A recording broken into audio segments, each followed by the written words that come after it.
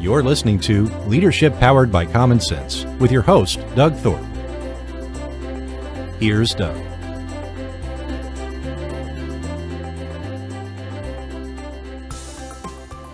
You're listening to another episode of Leadership Powered by Common Sense. I am your host, Doug Thorpe, and today we're going to talk about some things related to strategy and, more importantly, growth, how to grow your company. I hear that question a whole lot. My guest is an expert in this field. Her name is Beate Chelette, and Beate, welcome. Thank you so much for having me, Doug. I've been looking forward to this. I likewise have been looking forward. We've had a little bit of false start getting together and matching up our calendars, but we are here and ready to rock and roll. So first, let me tell everybody where you're located in this wide world. I'm located in Los Angeles, which I jokingly call the city of misfits. Everybody who doesn't fit in anywhere else fits in here perfectly. Great. That's probably not a trademark the city would want to go with, but no, we don't have to tell our new mayor either. Yeah. And I just happened to, something in your background caught my eye. You participated in the Podmatch Host Mastery book project. Is that right? Yes, that is correct. Yes. And so on that note, tell us real quick about your podcast. What show do you run? Yeah, so my show is the BusinessGrowth Architect Show, and to no surprise for anybody, it's a show that's specialized on strategy. And so every week we have a guest that talks about what's a strategy to grow your business, because I want people to really understand, Doug, and I know we're going to talk about this today, that strategy is not like this mysterious weirdo thing for geeks and boring people, but that strategy is something that's actually fun and very creative. And there are multiple ways to go about setting up a strategy for your business. So we will talk about this a lot today. Yeah, that's great. I always like to ask my guests to tell a little bit of backstory on your journey and what inspired you to do what you're doing today, what sort of experiences led up to this. I'd be happy to. So I'm Beate Chelette. I'm known as the Growth Architect, and I work with visionaries and thought leaders to help them grow their authority and scale their impact. And what that means is that today I work with a lot of people that are big thinkers, that are maybe unconforming or that are a little colorful, or people that have really big ideas. And I help them to figure out what the strategy is to build a business, because no matter how good the idea, you're still going to have to land the plane somewhere. And I came to this because I have a background in photography. So I've been surrounded by creative people my entire life. Love it. Was a photo editor, a photographer representative, a still photography producer. Worked with clients like Mercedes-Benz, BMW, Wrangler, Levi's. So really big companies, and had just a blast. And then I went through a decade of bad luck, real serious adversity. We're talking here fires, floods, riots, earthquakes, a lawsuit, September 11th, and a tsunami. And, and I didn't think I was going to make it. I was $135,000 in debt, single mom, immigrant, trying to figure out how I'm going to get myself out of this mess. And then I cracked the code, and I ended up selling my business to Bill Gates for millions of dollars.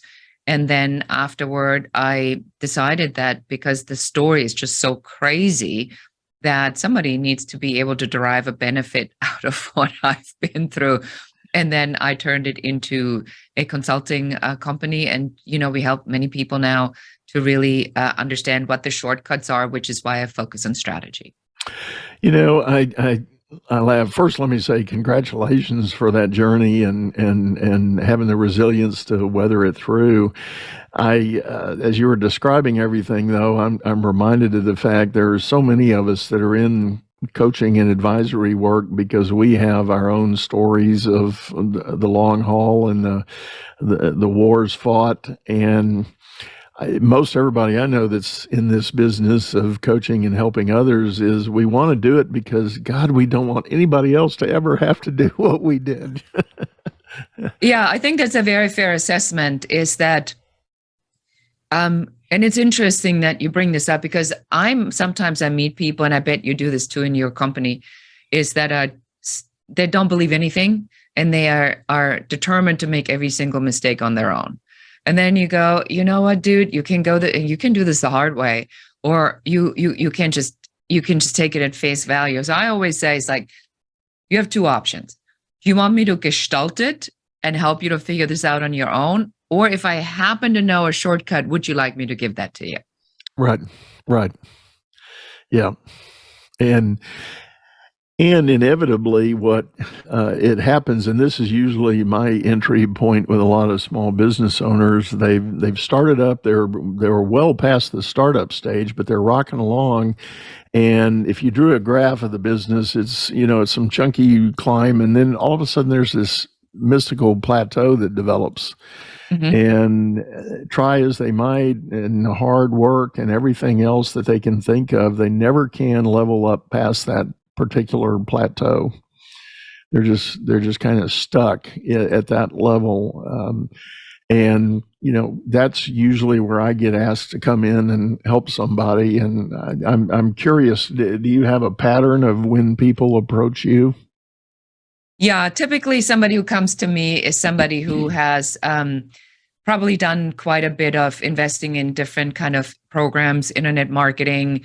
They've done whatever, the launch and the speaking from stage and the selling and the this and the that and that, and then they finally succeeded in completely confusing themselves what it is that they're actually doing. So I work with a lot of service providers, experts, people that are authorities in their industry. And what happens is then they go like, well, then I did this online thing on how to do an online course, but it's not selling. And then I have a speaking topic, but I'm not speaking enough.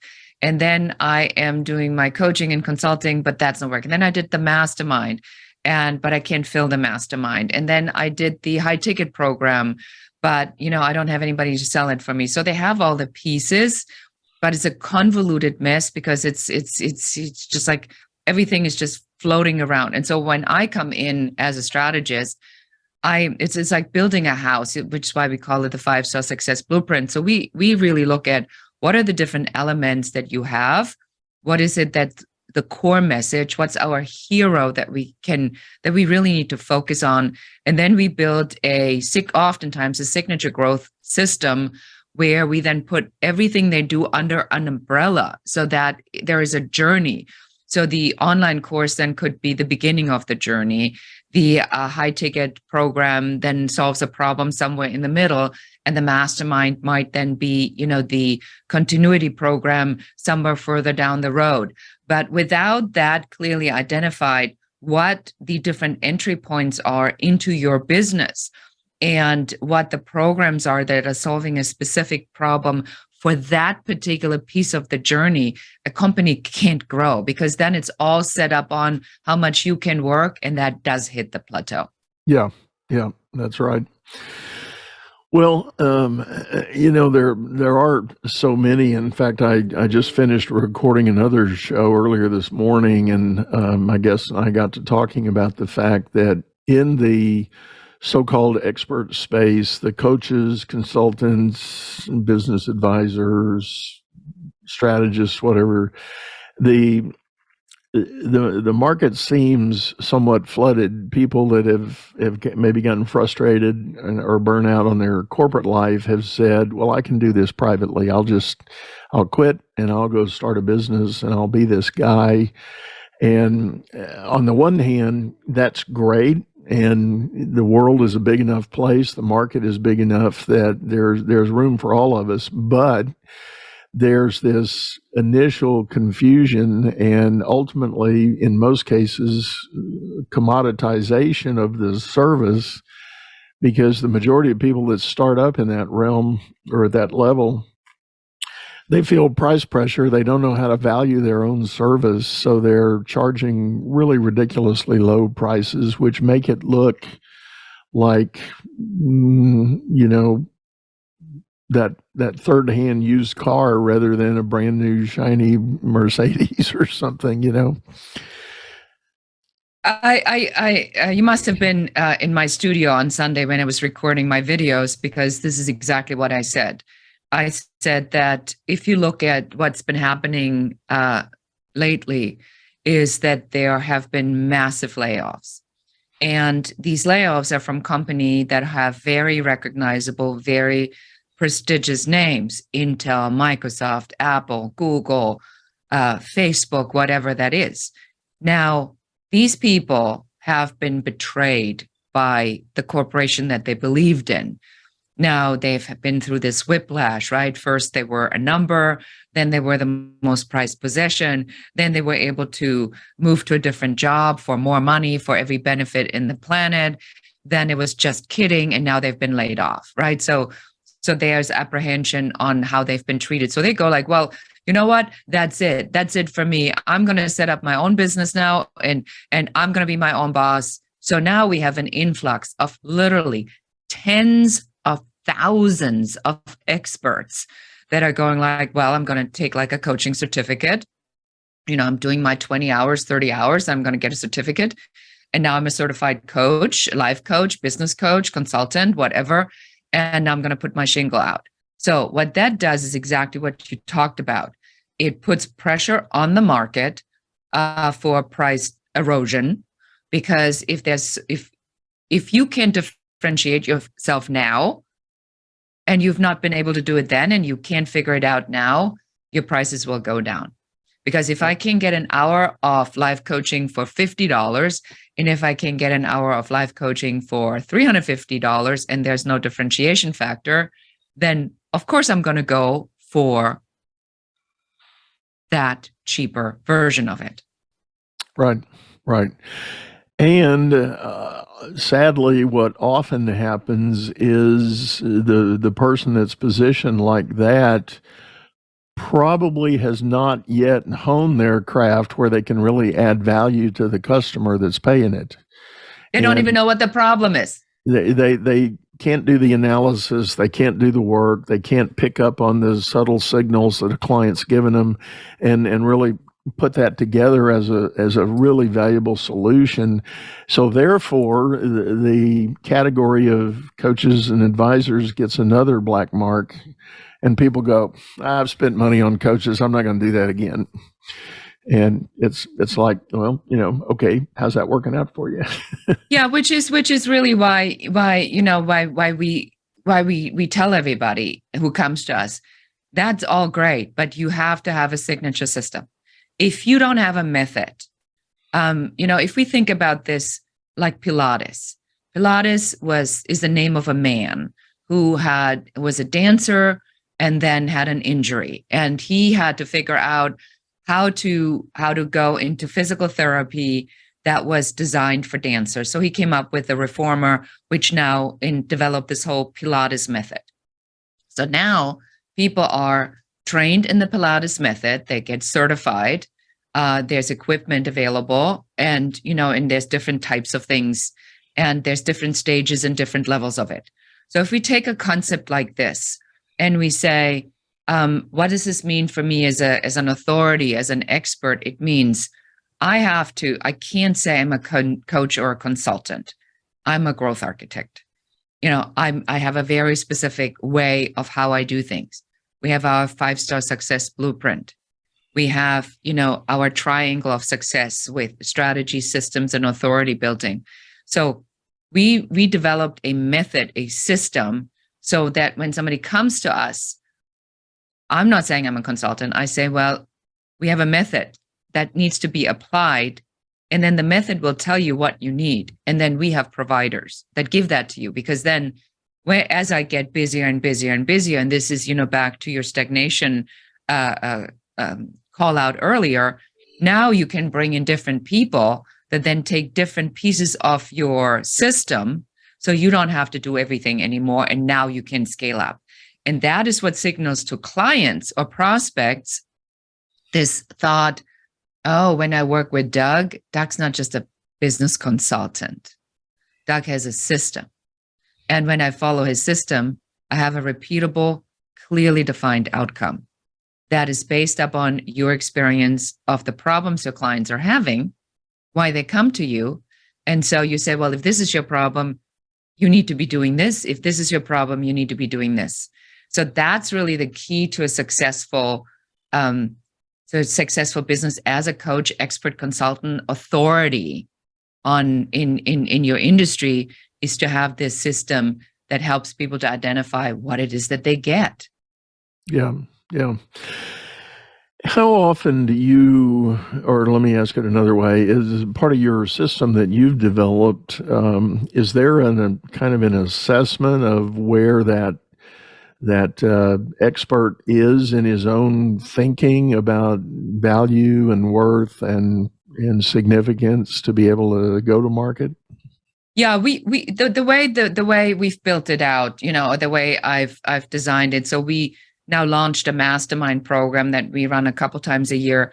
That's 8 weeks long. And when and I've been doing this for years and years and years, but I've always done it one-on-one. And then I realized there's really great value in having other people give you input when you're building it, to check language and to see if I say it this way, does it resonate, or is it better if I say it this way? So it's working beautifully. And so we looked at this, my team and I, and we said, what are all the problems that somebody has that needs to build this? So number one, it's the differentiation factor, right? How do I set myself apart? What do I say that sounds like only I can do it? We call it the unapologetic value proposition. Then what are all the things that I do? And, and how do they connect? So now we are aligning all these pieces. I call this like the knowledge bread in comparison to the knowledge vomit. Experienced people want to knowledge vomit everything, which overwhelms client and is guaranteed to fail. Or we take this vomit knowledge and bake it into a bread. I know it's kind of gross, but let's just say we take the knowledge and bake it into a bread, cut it into slices so you can consume it one at a time, so that there is no knowledge vomit. And then we look at the slices and we say, well, what are these slices called?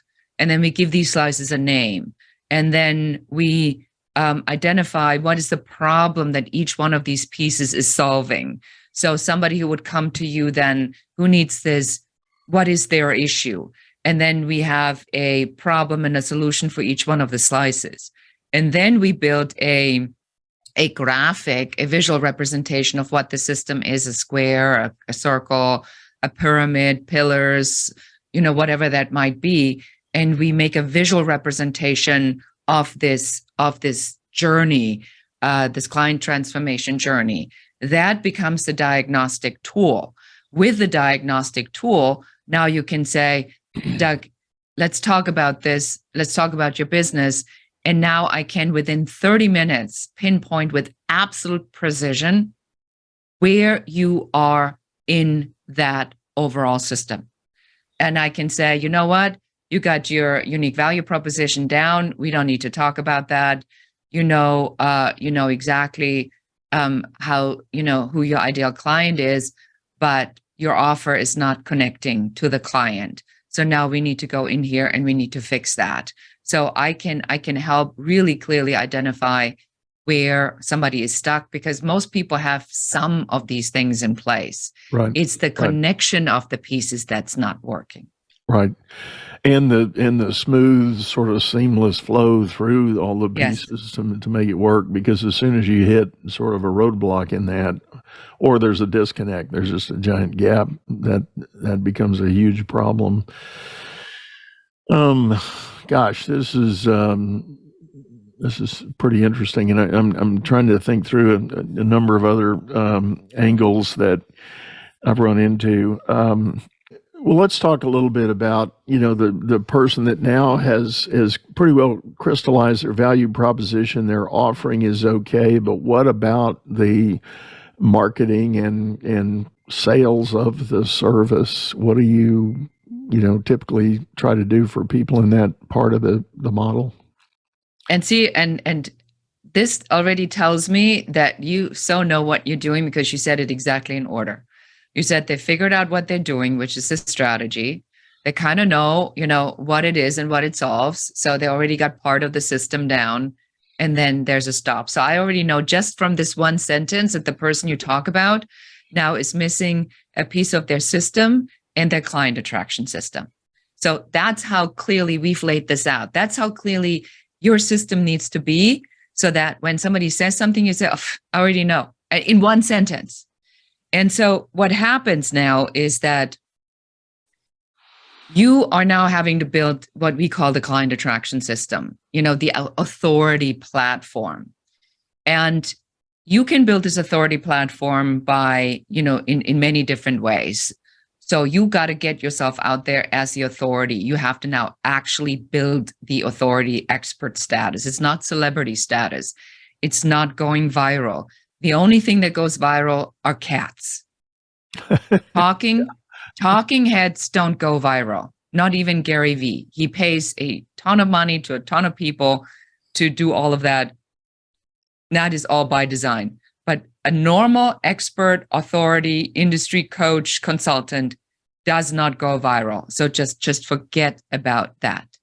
It is about you figuring out what your sweet spot is, your target audience, and how to be with this consistent message in front of them and build a reputation that you are the go-to expert to go for X. I am the go-to expert for people that have done a ton of stuff that's not connecting, that finally realize they need a strategy in the system. They come to me, I help them build that. People that want to get out of the day-to-day operation and have a system and strategy in place so that other people can run it. That's who we're serving. So you got to be that clear who comes to you, who does that.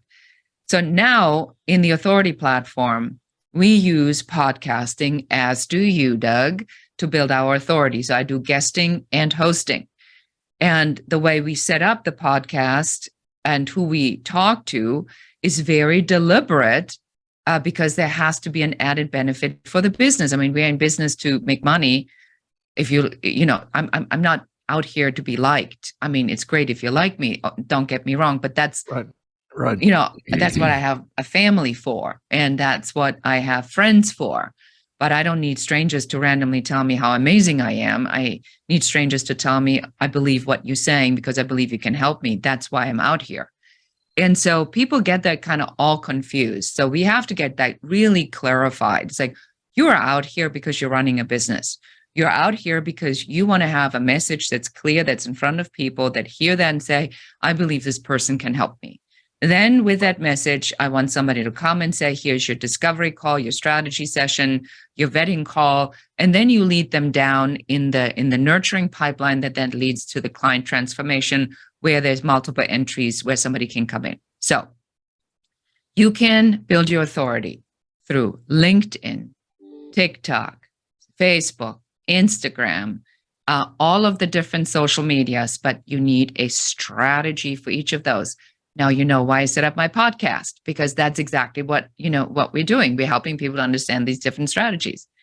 And then you have to put a machine behind it and say, now that I get these people into my pipeline, what do I do now? So are you doing masterclasses, webinars, workshops? How do you get these people to connect with you and build up that nurturing and that connection so that you have enough people that you talk to on an ongoing basis, so that people say, I'm finally ready for you, Doug. Been watching you for 6 months, been listening to 200 episodes of your podcast. I finally determined you are the one for me that can help me to solve my problem. I'm ready. What do you got? So you have to have enough out there that creates enough of that you get these calls and that you create these opportunities for these connections. Sometimes people listen to me once and they hire me and they say, you exactly what I needed. Sometimes people are around me for years and they say, I've always wanted to work with you. I'm finally ready. So that's what authority platform building really means. And it's a consistent, disciplined machine that has to run every single week for it to work. Right. No, you're spot on, and that is, and that's been part of my story. I have had clients who call and say, I've been listening to your podcast. I listened to this particular episode, And that was the trigger. And that's when I knew you knew what I was dealing with, and you could probably help me. And you come on board there. So my word to anybody out there that is a small business owner, really of any kind, if you're wondering about the value and the effort to do a podcast, I think the return is far greater than the effort and the expense of it. Because one good size account or client can pay for a whole year's worth of podcasting in a heartbeat.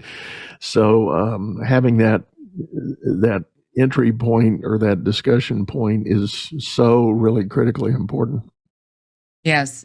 I like that you say that. I mean, and podcasting is a lot of work and it is very time consuming.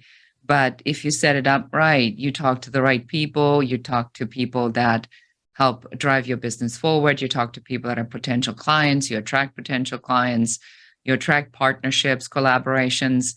It's a really fabulous way to do it, but it does take time. And if you think, people always think, the podcast, and then I'm going to make a ton of money on the podcast, I'm going to have all these advertisers. That's really not how we do this. That's not why we do this. No. We're not here for a $200 local real estate jingle. That doesn't even pay the cost of the production.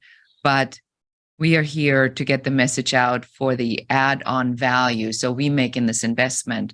So if you use a podcast, and I like that you said that, you have to be extremely deliberate about why you're doing it for and what the outcome of it is. Right. And it's interesting you said that because I need to take a short break and drop a commercial message in here. There you go. The little bit I do for that. But I want to ask everybody to hang with us. We've got a lot more to cover right after this quick message. Business is all about solving complex problems as fast as you can create them. Become the best problem solver by leading others to greatness too. And the first step is going to DougThorpe.com. Doug Thorpe is known globally for coaching entrepreneurs and business leaders, improving their performance and the work output of everyone surrounding them. You can find health, wealth, and happiness by learning to lead others to health, wealth, and happiness. Go to DougThorpe.com now and order Doug's books or hire him to coach your managers. That's DougThorpe.com. All right, everyone, we're back. This is Leadership Powered by Common Sense. I'm Doug Thorpe, and my guest today, Beate Chelette, is talking about your ability to build an authority and use that as part of your growth accelerator. So, Beate, when we were in the green room during the break, we were talking a little bit about there's one element we haven't touched on yet, and I think everybody who's ever been an entrepreneur has experienced it in some way or another, and that is the idea of fear. I'm afraid to step out there, I'm afraid to do this, or I have concerns about that. So, okay, fear may be a strong word, but deep concerns. I'll give people that. I think it is fear, by the way, but yes. So this is a really loaded subject. And I want to take a step back there and just remind everyone that our entire system has been set out for mediocrity. And what I mean by that when we start out our lives in education and achievement, that there are different subjects and we have to be good enough at everything, and that's how we get rewarded.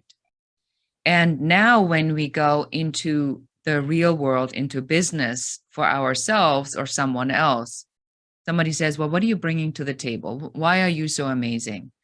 And now you go and you look at your report card and you say, well, as a matter of fact, I'm pretty mediocre at everything.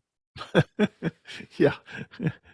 And then the boss says, well, that's really not very enticing. Or you go like, well, the way that didn't come out quite right.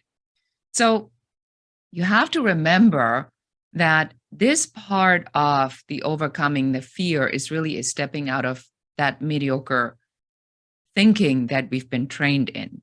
Because when you have a job and you are really good at the brainstorming and the idea and the whiteboarding, and then inevitably somebody comes and says, so can you land the plane or what? But that's not your thing. Max is good at landing planes. Max sucks at ideas. So unless you have that knowledge about yourself to say, well, yeah, I'm so glad you noticed that. Don't worry about landing the plane. I got Max in my pocket. That's why we are a great team. And now this whole like feeling weird and failing at a task is taken out. But instead, most people go like, oh my God, I've been found out. There's a thing I don't know about. And what do I do? And then they go and stay up all night. They do internet research and they still suck at it because it's not their zone of genius. It's not their super skill. And then that's what creates this paranoia of making mistakes. So I like mistakes because I want you to fail faster. If you fail faster, it is the equivalent to me. So the visual that I give everybody is that, let's say you go in your car and you put it in the GPS. The GPS for weeks has told you update the GPS. You haven't had time. And so now you're driving. You're getting to a cul-de-sac. That road was working just fine 2 weeks ago. Now it's a cul-de-sac. So are you going to get out of the car, throw yourself on the ground, throw a temper tantrum and go like, I'll never get into this car again. I will never drive again, ever in my entire life. I'm such a loser. I'm such a failure. I can't get anything right. This is the worst. I mean, I can't even find my way to my auntie's house. That would be ridiculous. Right. So instead you shrug it off. You go like, yeah, I should have updated that GPS. Better, I'm going to do it now. You get back in your car, you turn around, you find another way. Because why? Because your auntie's house exists. And you know that you're going to find it eventually. This was just a slight detour. So failure is very much like that.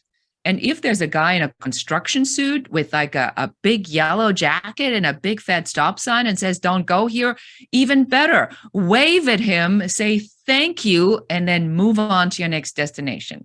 But instead, I see people throw temper tantrums all the time. And I'm going like, what's that all about? We were talking about the failing fast idea, and there are people that have actually woven that into the fabric of the company they built. Jeff Bezos famously took that approach in the early days with Amazon, and he still was a champion of encouraging that throughout the development. And you look at them as a corporation, and it's like, oh my goodness, how many areas can they be in at one time? They failed fast. They figured things out. They created solutions that made sense. And, you can take that back down to a very direct scale. But you're right. And I love your word picture. Are you going to just absolutely have a meltdown every time you stub your toe and something doesn't work out exactly right?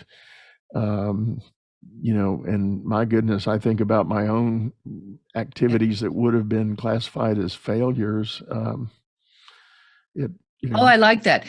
Let's use that. Activities formerly classified as failures. Yeah. Yeah, we can do that. We'll make a phrase out of that. But the other thing I wanted to touch on is a little bit of the flip side. There is also, I think, a close, maybe it's not an identical twin, but a kid sister of this that has to do with not giving yourself enough credit for accomplishments. When somebody really has, I like your starting point. You talked about the mediocrity that's sort of programmed into us in the school setting. When you have risen above that and you've become an expert or an authority in certain areas, I see a lot of people that still don't really give themselves the credit for the accomplishments they are achieving. Yeah. So I actually cover this in my book, Happy Woman, Happy World, where I gave this a name. I call this the superhuman paradox. And what that means is that we have a tendency to look at the people in our lives and we say, Doug's a really great business guy. And Marla is a phenomenal chef. And Steve is a great dad. And Susie is an unbelievable athlete. And then we go and we say, well, if they are really good at that, it should be possible for me. And then we think that we should be the compilation of the best attributes of all of the people that we admire in one body. Yep. That's ridiculous. But that's how we are wired. And so then we run around and we say, well, I did get the raise. I landed this new client, but I still don't have a new car. I got the new car, but I still don't have a relationship. I have a great relationship, but my kids don't talk to me. So it's almost like we're looking for something that takes away from our superhuman status, this perpetual critique with ourselves. So rather, we want to set markers on the road and that say, when I achieve this point, I'll consciously give myself the recognition to say, well done, which is why goals are so important. And vision boards are so important, because when you go back, and I looked at what I had said I was going to do last year, and I've achieved just about everything. And then you need to give yourself a moment and say, job well done, and pat yourself on the shoulder, because it means that what you've set out to do is done. That I move the goalpost during the year as I achieve things. That's the problem. Because if I keep moving the goalpost further out, I'll never achieve the goal. So you got to leave the goalpost where it's at and then add another stop. Right. Yeah, I like that way of thinking about it. Once you achieve that level, if you want to, in your next phase, planning and goal setting, if you want to move the goalpost at that point, that's great. But don't just arbitrarily keep moving it because you've achieved one of the steps. Yeah, that's exactly right. That's well put, Doug. Yeah, I like that. Yeah, very interesting. Well, the thing I was thinking about on this basic idea of different from fear is just not recognizing accomplishments. I tell the story, and this was back, before some of his life events, but once upon a time, Tiger Woods would go out on the golf course and hit his drive 350, almost 400 yards. And for him, that wasn't a particular big deal because he wanted the ball to land within a 2 square foot spot, where he was aiming. But for me, as an average hacker of a weekend golfer, if I could hit a drive 300 yards, I would be ecstatic, and I didn't care where it landed as long as it went out 300 yards. And so that's my point, the recognition of accomplishment. I would claim a big victory if I could lace a ball 300 yards. But Tiger, on the other hand, 300 yards, number one, he would consider it short. And number two, it didn't hit the mark, so it wasn't successful. So the whole vision of where you're coming from and what you're trying to achieve is important.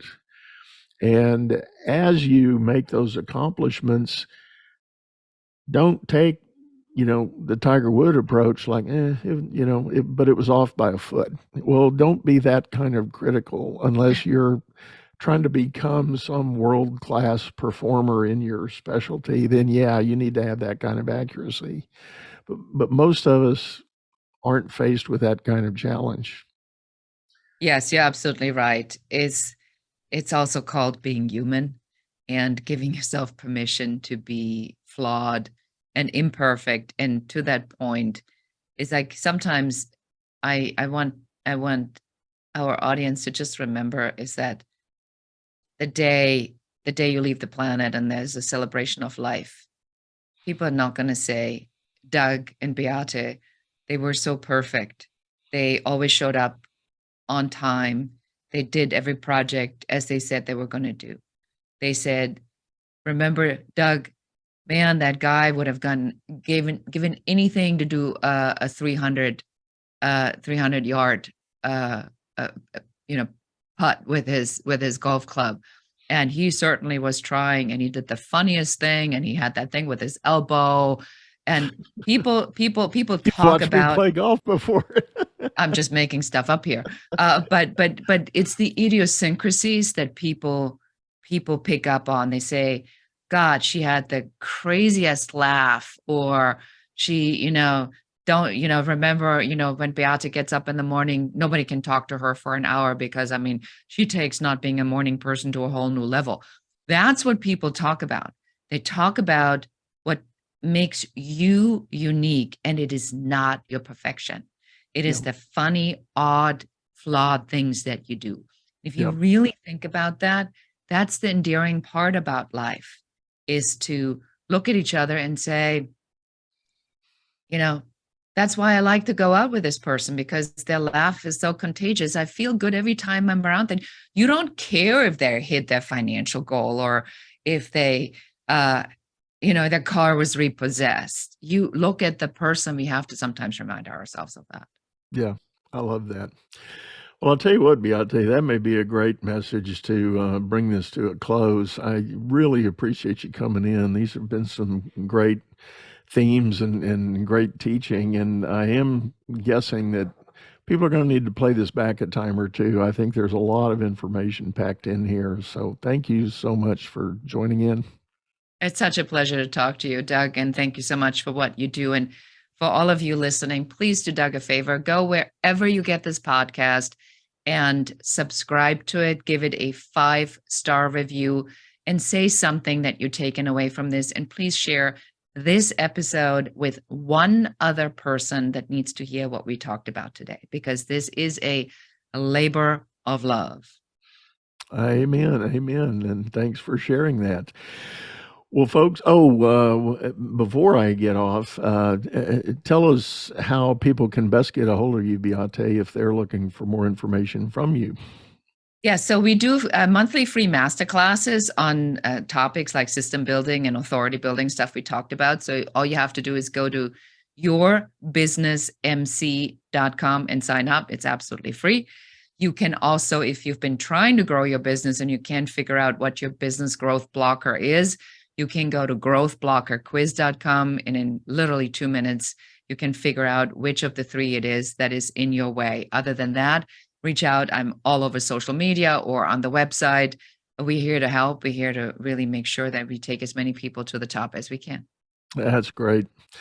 Well, and Beate does have some amazing information. We know each other from a couple of other circles, not just the Podmatch world, but I promise you, she contributes a lot everywhere she goes with her wisdom and experience. So one last time, thank you again. Thank you so much, Doug. And with that, folks, we are going to bring this to a close. I do like to remind everybody, if you're listening on audio, we are on YouTube as well. The video of this episode will be available at a channel by the same name, Leadership Powered by Common Sense. Hop over there, subscribe, give us a thumbs up, thumbs down, whatever you wish. Give us a comment. Let us know how we're doing. And if you've got any other ideas for topics you'd like to see me find a guest to share, we will do that and love to get your input on that. For now, we're going to sign off, say goodbye, and make it a great day. You've been listening to Leadership Powered by Common Sense, hosted by Doug Thorpe. If you would like to know more about the coaching and advisory services he provides, visit dougthorpe.com.